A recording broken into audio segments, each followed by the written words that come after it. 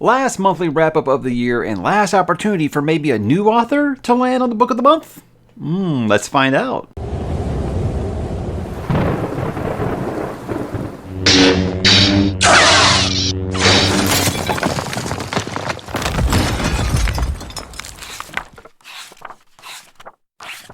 Hey, what's up, bookworms? Mike back with another monthly wrap up, the last of 2022, guys. This is going to be for December. So, quite an interesting month. Some ups and some downs, some unexpected stuff. Some stuff that I actually didn't get to cross the finish line on that I'd hoped to, and maybe some things that I didn't actually plan to read. That's kind of how things have worked out here the last half calendar year here on the channel. But with this one, guys, I think it's always the best place to start. Let's talk about what I read in December. I did 5 books, and I did 3 manga volumes, and I got 3 books that are kind of still in progress and to a different level of completion on those. I'm still working on the Halfling's Gem.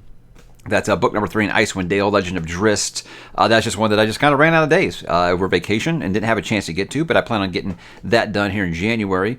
Sea of Monsters is Percy Jackson number 2. That I'm reading with my kid. That doesn't really have like a schedule or anything really I would count here, but I got to mention it because I am in the middle of it.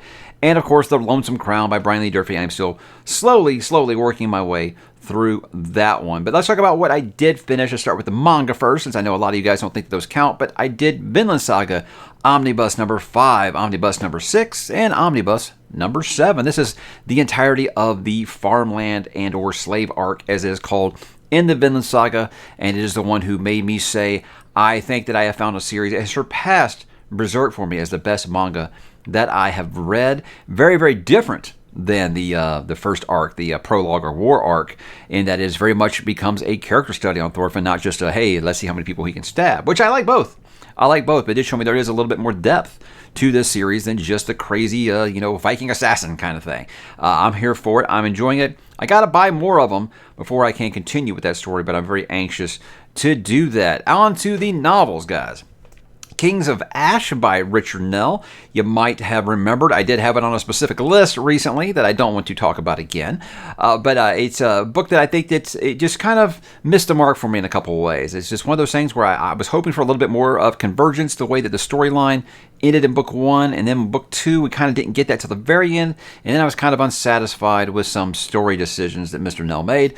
But I do think he is still a fine writer, and I do know that this is a series that is very popular on BookTube, and it's very popular for a reason, so I have a tendency to believe I might have an unpopular opinion on that one. I don't think it's a bad book at all.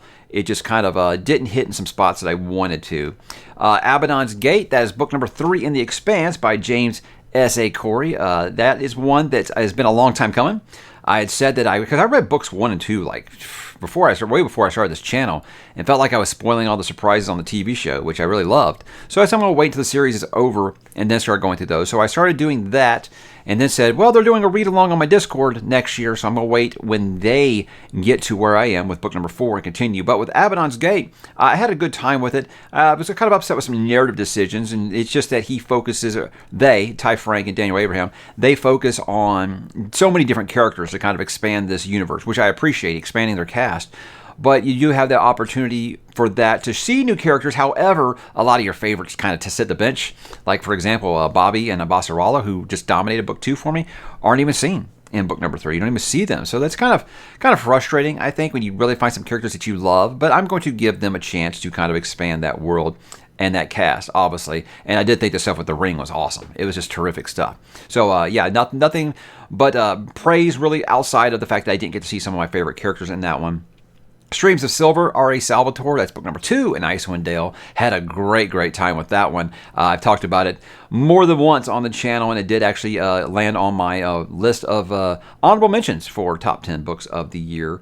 Ashes of Man, the most recent Sun Eater book by Christopher Rocchio, something that's got a little twisted lately, is I said I'm struggling with philosophical sci-fi, that's not really my thing, guys. It's something that I'm learning to love. So it's something that I like, but I don't love, and somehow that's gotten misconstrued into that I hate the Sun Eater saga. Guys, I don't read 5 books like this if I'm not enjoying a series. So I really wish you guys would stop saying that, because I do think it's hurting Mr. Rocchio's feelings, and that's something that I never want to do, because that's one of the kindest people that I know in real life. So absolutely not the case. But I will say it probably was my least favorite Sun Eater book yet, and that's just because, guys, something has to come into that slot. I wouldn't call any of those books bad at all. Not even close. Not even in this galaxy. Not even on a different timeline would I say that. But Lightning Thief, Rick Riordan, that's another one, obviously, that I read with my kid, reading Percy Jackson with him. If you've watched any of my weekly updates, you've gotten that story numerous times. He's all into Greek mythology right now, and I thought that would be a much better pick for him than trying to finish Harry Potter, because once Harry Potter got to the point of teen angst and tests and OWL scores and stuff, he wasn't really interested anymore. He just felt like he was going to school, you know? So I think Percy Jackson's been a much better fit for him. He's really excited every single night to read at least a chapter or two. And we're about halfway, I think, through the Sea of Monsters right now. But he really did enjoy The Lightning Thief quite a bit. There's a lot of sleuthing done by him. And he's ahead of the curve on a lot of the stuff. He actually was coming up with some stuff that I didn't even think of. That's a really fun time, guys. If you have kids that are preteens, I think that you really enjoy reading that with them, if you haven't gotten to it before. Now, guys, as for my book of the month, I don't want to say it was an easy pick for me, but I think it was kind of a surprising pick in that I didn't expect. If you told me this lineup at the beginning of the month, I would have never thought that this would be the pick. And I think it's just because people have kind of treated this to me when they said, I think that, I enjoyed it when I was much younger. I'm not sure how you're going to like it, being an old fart like you are, I guess. But guys, it's Streams of Silver by R.A. Salvatore. And I think what's so surprising me is because everybody just sold me as Driss as like, yeah, I liked it when I was younger. I'm not sure how you're going to like it, because it's very simplistic fantasy. To me, it's like, what's wrong with simplistic fantasy sometimes? I wouldn't consider Dresden Files overly dense fantasy, but I have a great time with it. And I kind of look at the Driss books the same way. I'm having a great time in this universe. It doesn't have to be crazy world-building epic fantasy. I could sometimes just have some traditional fantasy, a character and an animal companion that I love, just going through a world that's very familiar, obviously Dungeons & Dragons. And it's a lot of fun. I had so much fun with Streams of Silver because I felt like this was the Driss book I'd been waiting for. I felt like it kind of set it up in Crystal Shard where he's got this group of friends and stuff, but this is the one where he takes that group of friends and they go questing. And I thought this was very much a throwback to J.R.R. Tolkien's The Hobbit. I felt a lot of Hobbit throwback, but never in a way that felt like like Sword of Shannara, where it just feels like they're really just changing the character names and telling the same story. I never really felt like it was derivative of The Hobbit, but very much like a hat tip. And same way that Avon was by Michael J. Sullivan and Rhaenyra, I kind of felt like that. It was very, very much paying homage to it, but never felt like a ripoff. And I think the fact that he gives Driss like a real adversary for the first time in Artemis and Terraria, I think that's a really, really interesting character because it's almost like, Driss is the drow with kind of the human morals, and Anchari is kind of the human with the drow morals. I think that's a awesome contrast between those two characters, and it was just very, very satisfying. And it surprised me that it had like a shocking death in it because you think, oh, is this throwback traditional Tolkien-esque kind of fantasy? You expect none of your main cast members to die, and so when it happened, I was like, whoa, okay, I didn't see that coming. So I'm having a great time with Driss, guys, if you can't tell, and Streams of Silver just exceeded every expectation I could have had for it because I thought Crystal Shard was like, wow, that was a real step up from Dark Elf when everybody told me that Dark Elf was a step up from the for Icewind Dale trilogy because it was wrote the other way around. But I disagree. I'm gonna like it because I'm liking this ensemble cast more than just Driss and Gwen, who I do love, but I do like them having other characters and now, like I said, an adversary to really play off of. I'm having a great time in that world. Cannot wait to continue. Going to finish up Icewind Dale in January and be looking forward to stepping into Legacy of the Drow here early in 2023. So book of the month, guys, believe it or not, The Legend of Driss, the Streams of Silver for the Icewind Dale trilogy, so book number 2. So check it out, guys, if you haven't. I think that you would have a great time with Driss. It's a low commitment. Like I said, if you're looking for a palate cleanser series between big, epic, heavy fantasy reads, maybe some of these Robin Hobb or Christopher Rocchio books, I think that you would find these to be just most welcome. I think you would have a great time with them. And I can't wait to continue. So guys, let's talk about a little bit of channel growth for the month. I did cross that 85,000 number. That was an internal number I had in my goal for the year. I wanted to reach 10 million lifetime views on the channel and 85,000 subscribers. And we did hit both of those, 10 million in November, and then we crossed 85,000 in December. So thank you guys. It's awesome. I'm so happy.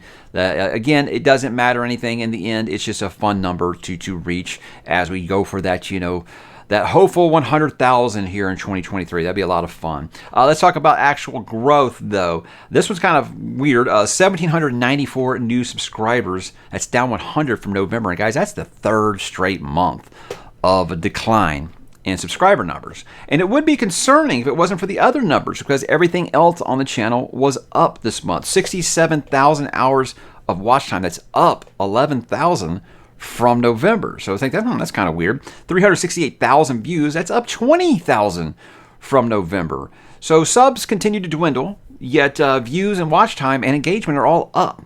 Now, I know a lot of this is because there is kind of end of the year stuff. I've got a lot of my favorite books, most disappointing books, plans for 2023. Those always are going to get a lot of eyes on your channel that aren't maybe subscribers. So maybe I'm getting a lot of those views from people who aren't subscribers. I'm not really sure. So I was thinking, because I was like, I'm not used to seeing my numbers that high for a month, but yet the subscriber count continues to dwindle. So I was like, I don't know if they're doing like a purge, like our content creator overlords do tend to do sometimes. They do like to do some purges of dead accounts, bots. These things do exist. I don't pretend I don't have some bots out there. I've seen them pop up in the chats. You know what I'm talking about. Maybe I'm just building core support, meaning that the people who are here are going to be loyal watchers. Maybe that's what's going on. I'm not really sure. But again, the other numbers that you want to see go up, honestly, as a content creator, the subscriber count's nice, but engagement, watch time, views, that's what you want to see as a content creator. So let's talk about some of the most popular content for the month. I did release 20 videos in December.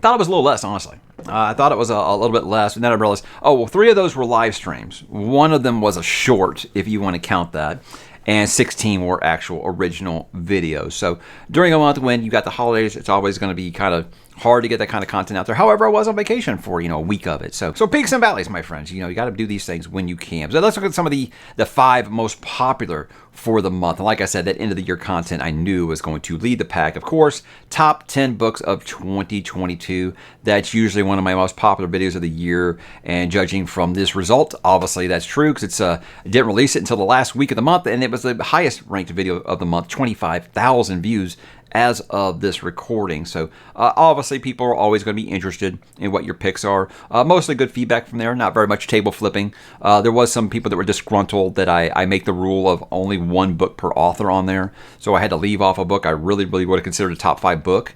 But that's just something I like to do. I like to give other authors an opportunity to have that on there, because I've seen those lists where someone comes up and they're like, hey, here's my top 10 books of the year, and 5 of them are by one author and 4 by another, and then a rando. And it's just like, wow. So, I guess if you like those 2 authors, you can maybe learn something. But I like to try to, spread the love around. But that's why I had 8 minutes of honorable mentions in there, so I could mention those things on there as well. Most anticipated books of 2023 as we're recording this, 18,000 views. There are some books I'm very excited to get to next year, and I see that there are many of you that are interested in a lot of those books as well. I think Red Rising obviously was going to be the headliner there, and that's why I used it in the thumbnail, because I think everybody knows how excited I am that Red Rising is continuing. We're actually doing a reread, as I call it, which is a reread along. People who are reading it for the first time, or want to reread it like me to kind of catch up and remember everything, because it has been almost 3 years since the last Red Rising book.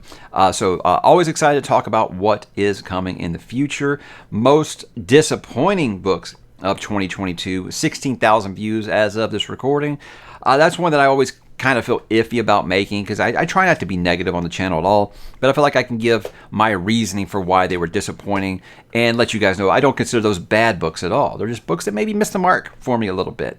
And I hope that is the message that comes out of a book, a video like that, is that these aren't necessarily bad books at all. You might love them, obviously, and I'm not taking that away from you. There's books that might not have hit for me, because I will get people in the comments like, I loved 8 of the 10 books that you mentioned. It might happen. That might happen. So again, that's what the channel's all about, guys, is debate, discussion, talking about it, so being pals afterwards. And I think that it's mostly went over well in that video. Always do one of these. I got to have a book haul on all these top 5s every single month. But, you know, it's nice when the book haul isn't the most popular video for the month for a change. 13,000 views for my November 2022 book haul. Got lots of interesting things as always, and I always love to say thank you to you guys for sending me things, and thank you guys for continuing to watch those videos. Very, very exciting. I love doing book hauls. I love showing off some of these fancy books and saying thank you to guys. It means the world to me that you would send me something. And finally, guys, a review actually did make the top 5 this month. I am over the moon about this because I've been talking about how reviews have been the least popular videos for me every single month. Well, not when it comes to A Song of Ice and Fire, I guess. A Game of Thrones has crossed over 10,000 views today.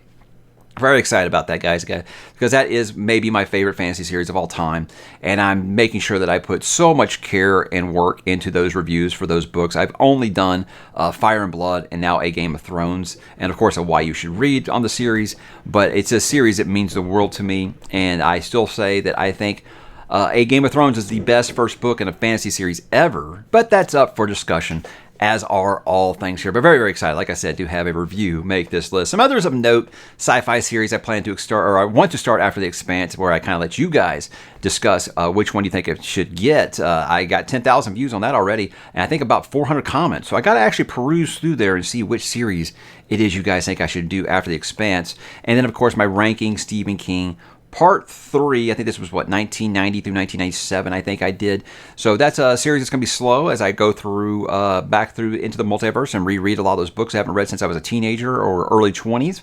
And I'm having a great time doing those. I just wish I could do them faster for you guys, but, you know, I feel like I would be doing them a disservice if I didn't revisit some of those books before I gave them the official ranking. That's why I've never done a top 10 Stephen King books on the channel. It's because a lot of those I haven't read in a long time. But that has 9,000 views as of this recording, and probably about 1,000 comments of people telling me, where's part 4? You know, so I'm glad you guys are excited, but it's going to be a little bit. But that is the most popular stuff on the channel this month. Thank you guys for everything that you watch this month. I do appreciate it. So how about some goals for January before I go? I'm not going to do flop of the month this month because my lowest video had like 5,000 views, and that just seems like something that I shouldn't really complain about because that's a pretty good month overall. For January, it's all about the reset. I think when it comes to a new year, what's changed? Nothing's really changed. The calendar flipped over. Yay, the Earth went around the sun one more time. Let's go crazy. I think it's just everybody kind of feels like it's a fresh start. You know, you can kind of wrap up some things and just kind of start with a fresh slate. With me, obviously, as I talked about earlier, I'm still carrying over a few books from the end of December that I didn't get to finish. So I don't feel like I'm there yet because I think as of recording this, I think I got like 4 or 5 books ongoing at the same time. And that can be a little frustrating sometimes, but you know what? It happens. It gets away from you it's sometimes, and that's just how life goes. You learn to roll with it. But yeah, you kind of get that reset at the beginning of the year. It'll probably start for me about the second week of January, maybe, where I'll start to feel like that. But something else I'd like to do is I think this monthly TBR format that you guys have asked me to go to, and I got very good reception for making that change in January. I think I like that because it's going to keep me more honest in that I don't feel like I've got to break plans where, say, I plan to do book 1, book 2, and book 3 of a series over the next 3 months. And then I start book 1, I don't like it, and I go ahead and cancel. So I've already got a video out there saying I'm going to read these 3 books, and I'm only going to read 1 of them. You know, so I think it keeps me more honest that way. But it also allows me to be more impulsive, which is something I've said I've wanted to do. Where something comes up and I say, you know what, there's this standalone book, I want to read it, and I can, you know, or there's this palate cleanser, I want to do that, sure, let's do it, you know, let's finally figure out what everybody loves about Frederick Backman so much.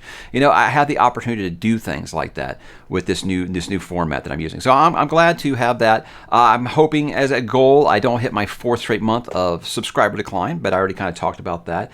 But I guess the final one really is just kind of, you know, trying to lead this Red Rising reread, as I call it. I'm so excited that there's so many new people jumping on. I mean, obviously I love the rereaders because I'm saying, as a first-time rereader of the series, I'm reading book 1 right now, and I'm like, I'm liking this so much more than I did the first time already, just because, you know, you get introduced to some characters and you're like, I already have opinions about these characters, knowing what I know, you know, as a rereader. So I'm having a lot of fun with that, but getting so many new readers to check out Red Rising, that's the goal here. I want to get more eyes on that series because even as popular as it is, it has a following. I think it should be one where everybody that is a science fiction fan should know the name Pierce Brown, and they should be fans of Red Rising, because I think it's just an awesome, awesome series. So I'm glad to see so many new people checking it out, and I hope that they will continue with me as we do one of these per month through May, and then we kind of wait that lead up to Lightbringer at the end of July. Really, really exciting times